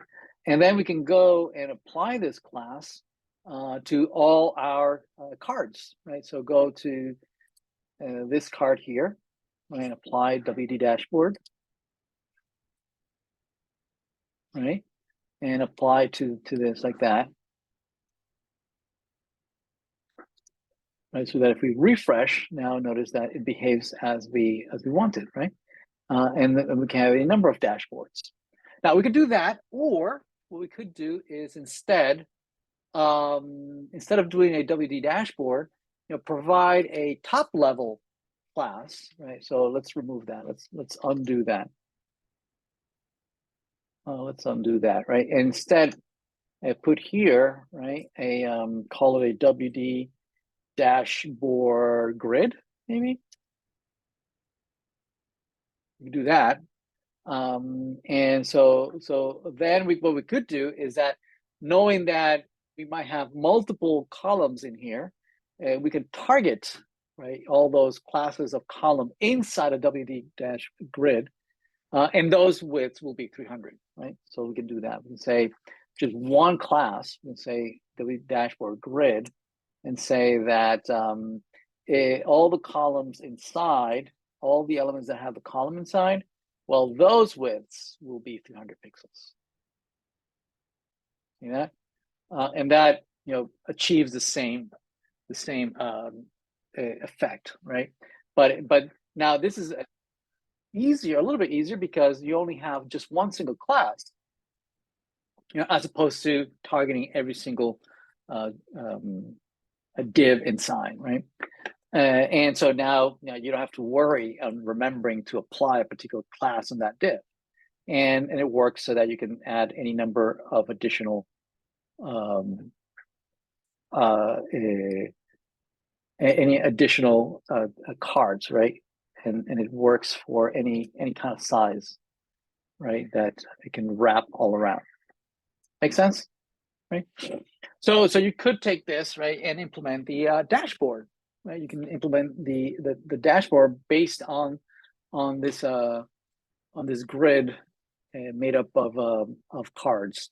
Obviously, you would still need to have maybe your hyperlinks, right? These would be hyperlinks that navigate to the home of the course, right? And that would work. Okay. Also, another component that's also very useful in Bootstrap is for the navigation. Like, for instance, these Navbars, tabs, and especially for the graduate folks that are looking to implement from the first assignments. Let's see, in the first assignments, you were asked to implement the settings, I think, isn't it? This over here, the settings. And in the settings, you're asked to implement these tabs at the top, right, that allow you to go into the sections and the course details, and Bootstrap provides nice tabs implementation. So if you scroll down in the nav and tabs, you have the tabs already implemented, right? So you can just copy that and start playing with it, right? So for instance, here you can do the tabs, right? And the tabs can implement the various sections. You have course details, so this would be maybe course details, right? You have sections. You have navigation, and you have apps, right? Apps, not disabled. And then the details is active, right? So if you implement it, notice that you have these tabs, right? That allows you to implement this. Now you would have to override the fact that the colors are black, right? But we already know how to do that, right? We can say that we can see the color from here. We can override that and see that the nav tabs links, the color nav link, right there. See the colors is blue. So we can override that, right? We can say, we can grab that, and in our CSS, right, we can say that the nav bar, we can override that and say that the color is red, right? So that when we override it, notice that it's red. so that it matches this red over here. And the course details is black, so we're going to leave it as black. All right, that makes sense. And I mean, there's tons of other navigation like pills, right? Those are nice too. Navbars allow you to add these kinds of widgets at the top. See that are stuck at the top of the screen, so that when you scroll, they stay put, right? Like they're stuck at the top, right? Allows you to put maybe drop downs and like search bars and things like that, right? And then stick them to the top of the bottom. Now for being stuck, we have I think is this placement? Yeah, you can make a position fix so that it's stuck at the top or stuck at the bottom, where you can apply fixed top, right? That just by applying this at the navbar, you can apply the fixed top so that it's stuck at the top, right? So let's explore that. Now, somebody was asking about like a form on the like a drop down and things like that, and you have those here. There's a few examples of that here. Like you can put like a login, search input field, right, where you right at the top of the navbar, plus a few drop downs and hyperlinks and whatnot. So let's copy that. Let's copy that and add it to this over here. So let's say there's H2. And this is the navbar. So let's paste that in there. And so if we render it, notice that there's that navbar, right? There it is. So we have the dropdown. Now the dropdown, that only works if you have the JavaScript library loaded, right? That needs the JavaScript, which we never copied over. So, but we can do that. So for instance, but before we do that, let's stick this at the top of the screen. So to do that, we can look at the placement, and we can apply the fixed top to the navbar. So we can copy that. In our navbar, we can just place here fixed top, right? And now it's stuck at the top. See that? So that if you scroll, right, this is always at the top. Now the problem with doing that, notice the problem, right? Notice that there used to be a heading down below, right? There's a Bootstrap heading down below, but because we made this fixed top, now it's stuck at the top. It's not pushing down. It's not adding any vertical spacing like a normal div would, right? So we have to compensate for that, right?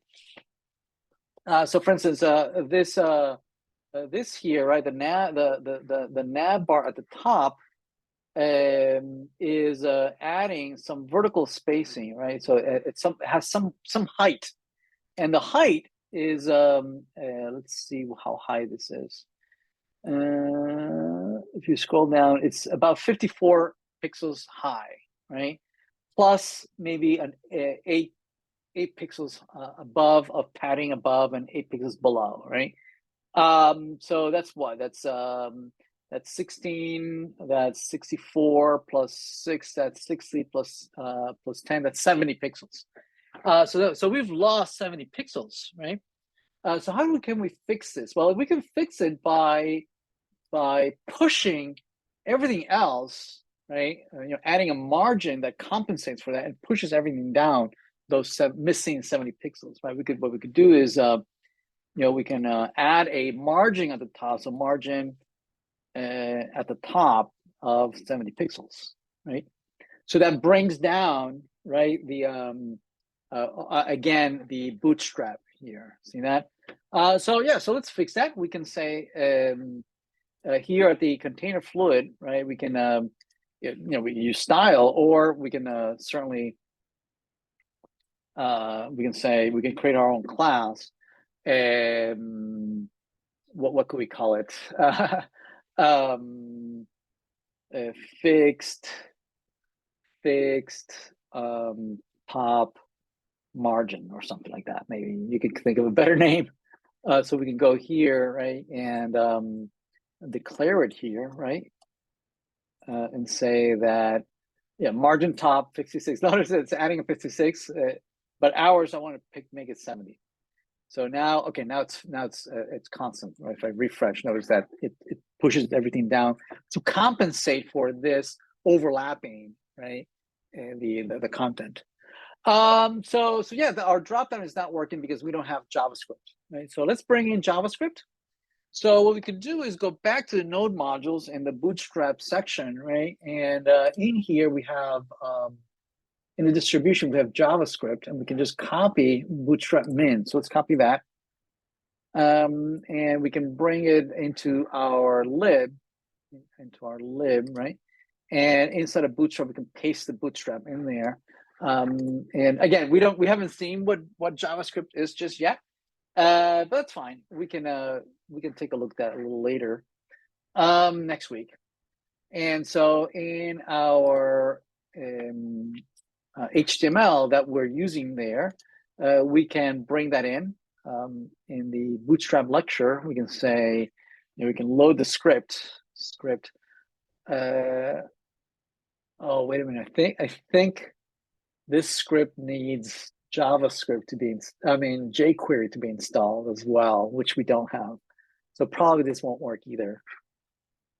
Yeah, it probably wants jQuery as well. Script, is that where it is?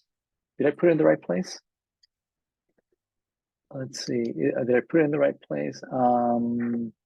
Lib Bootstrap. Bootstrap min. Oh, no bundle.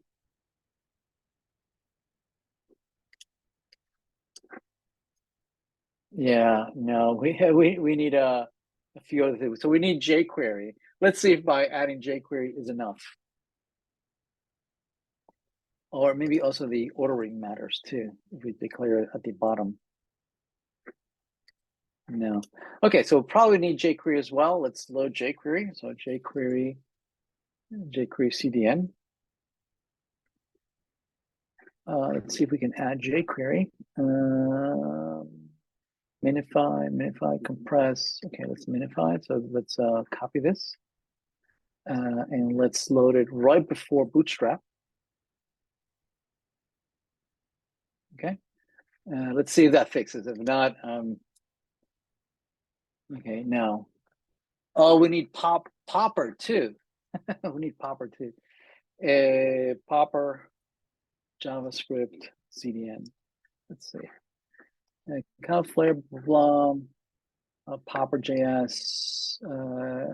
Do we have CDN, blah, blah, blah. Yeah, let's copy this.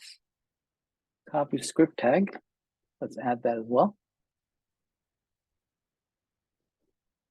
Let's see. Okay, there it is. So yeah, the Bootstrap library depends on other libraries being installed before it, right? So we're just making those dependencies available as well, and we are just linking to these libraries that are freely available as open source, and so now those work. Notice that our Navbar is also responsive, so that if we go below a particular size, notice that it collapses, right, all those hyperlinks and input fields into this dropdown, so that if we click on it, notice that those, the dropdown is still there, right? The search bar is still there, the button's there, right? Nicely formatted and everything, right? So this could be an alternative implementation for what the assignment is asking you to do for this here. See that? So this could be also implemented using that Navbar, right? That collapses and displays these drop downs, right? When it's too small to fit, right? But you don't have to do that, right? You can implement it just straight using as a separate screen, and that's it, right? So it's not required that you implement the Navbar. So those are examples on using Bootstrap and overriding them, right, for your particular purposes, right? That makes sense?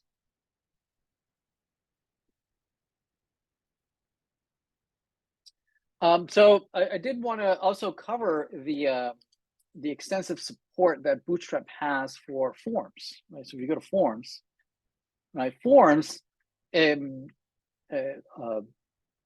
Bootstrap provides a whole set of classes that you can apply to forms so that they look much more professional, right?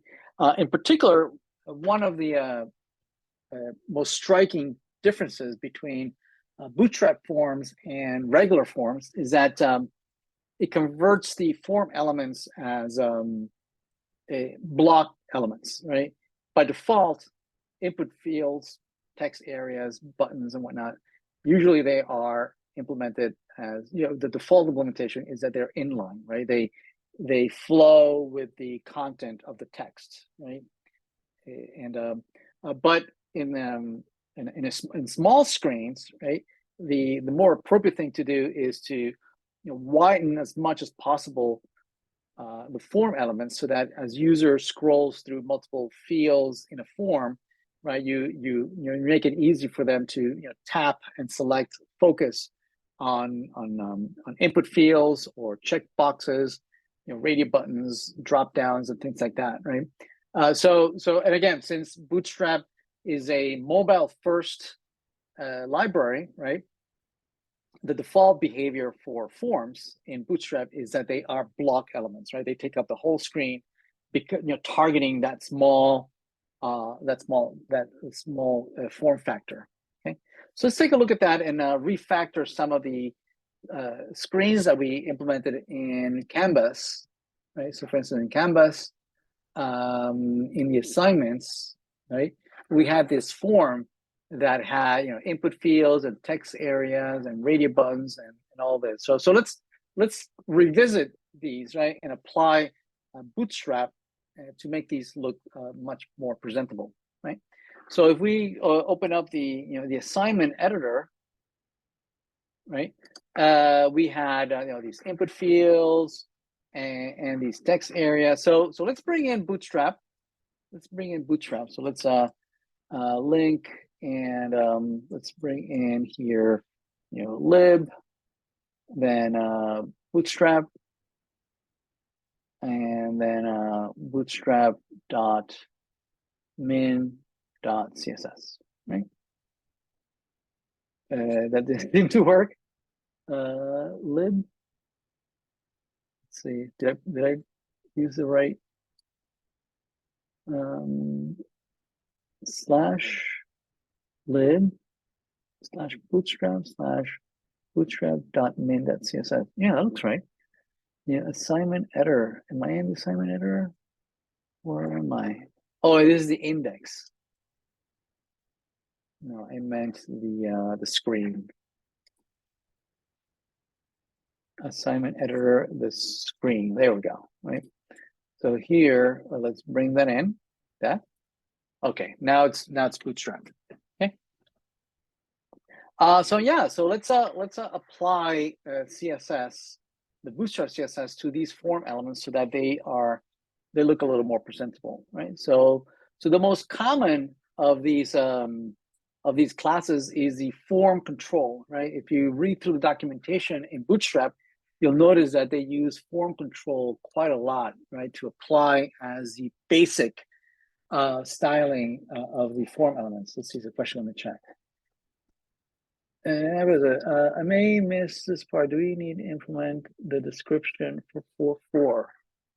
Description for 4.4. The description. I'm not sure what you mean. Clicking on the course, then the dashboard, then course navigation modules, dashboard, canvas navigation, week 0. Yes, I believe so. No.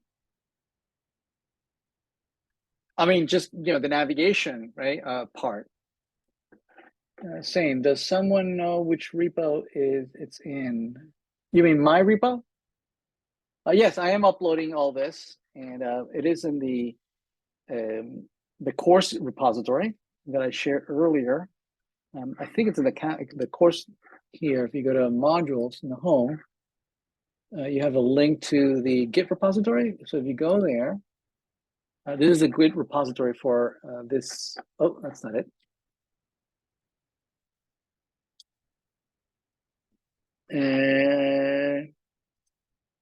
Username, blah, blah. Okay. And if you go to my repositories, so the one for this is fall 23. It's this one right here. Right, and you have the code that I had for assignment 1. I haven't submitted assignment 2, but here's the, there it is. And so I will upload this code to this repository, and make a link to it in your Canvas resources section. Okay. So it says, do we need to implement the description 4.4? Okay, so I'm not sure what you mean, 4.4.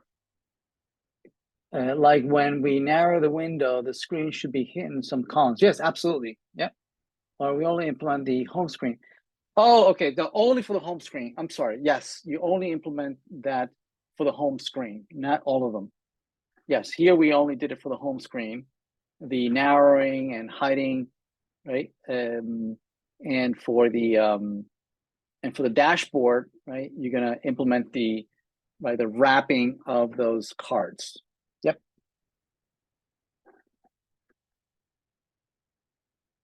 How do you make the list reach the bottom? Okay. Hello, brother, will you be? Yeah, I'll be uploading this code tonight. Yep. So, right, we were looking at forms. So as you apply these form control to these input fields, right, using classes, right, you can just say, you know, class, and then form control.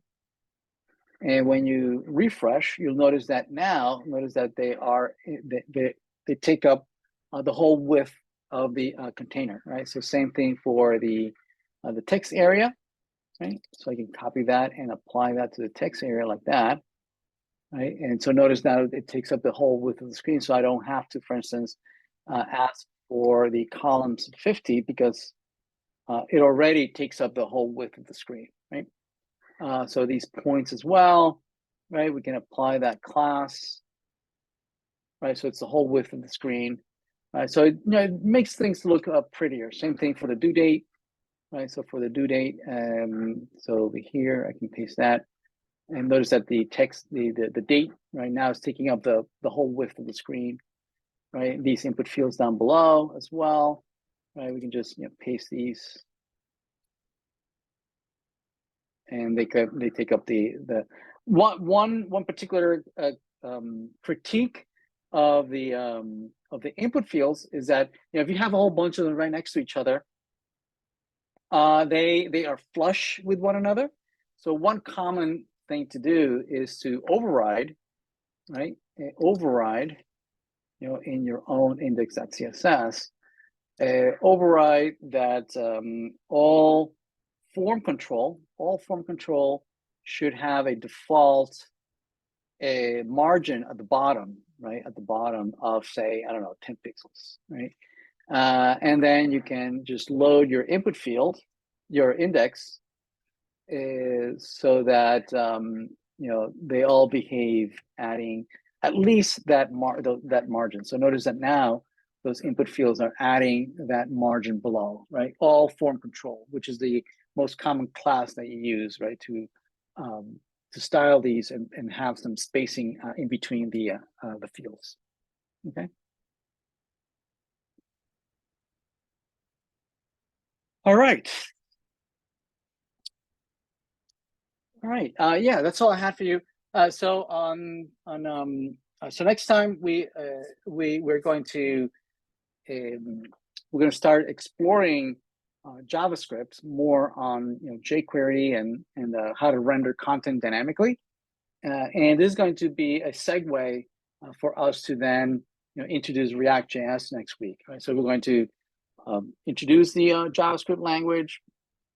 We're going to start using it to reuse some of the content so that it can be imported and encapsulated, right, as a reusable component, right? It can be parameterized, and we have introduce data structures and all sorts of logic that we can build these screens programmatically, as opposed to doing a lot of copying and pasting manually.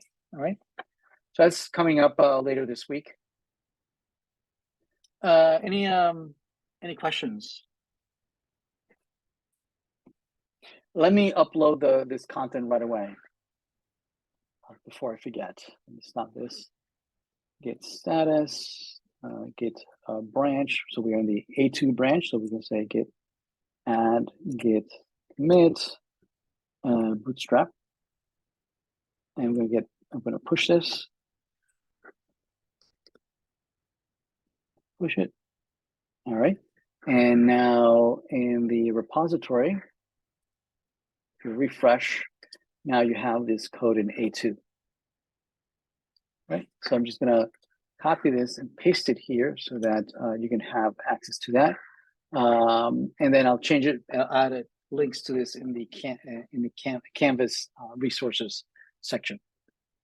Let's see. I have a question about columns and rows. If we have one row and inside of there are two columns, is there a way to justify them both to the left, or must they be split evenly?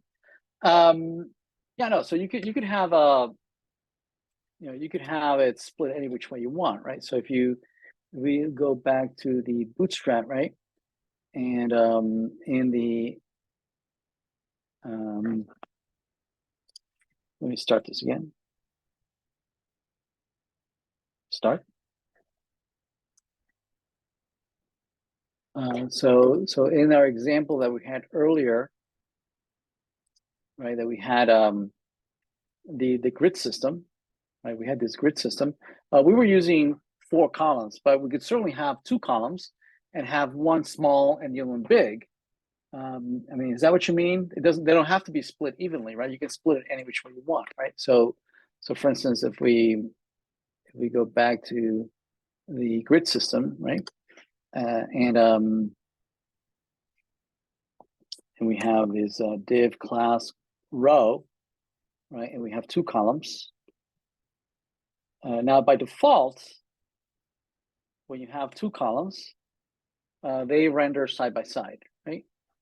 So they're side by side. So let's change the color so you can see. So this is BG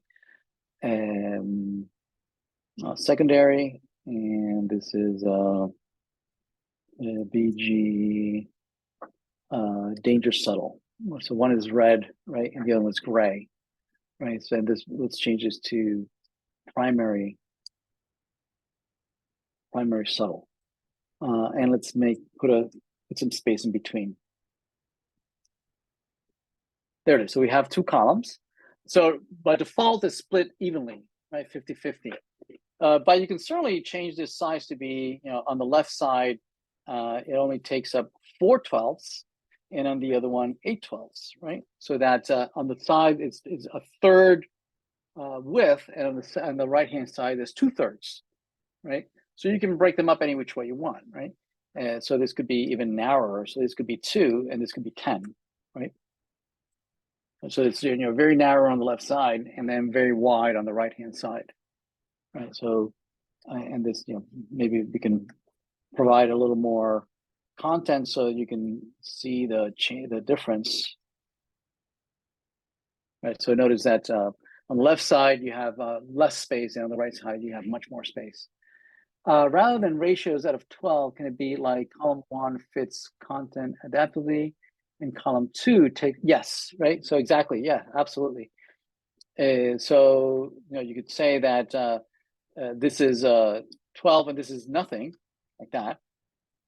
And that means that the left side is always 2, but the right side is whatever is left. Right? So this allows you to, for instance, allows you to add more columns at the end, right? It allows you to add another column at the end, for instance, right? So we have now 2, and whatever's in the middle just takes up the remaining width.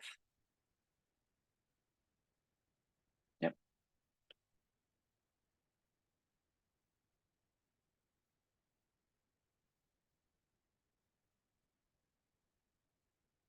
Okay.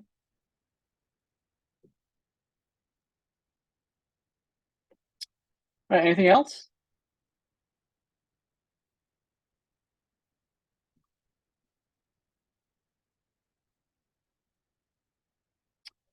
All right, thank you, everyone.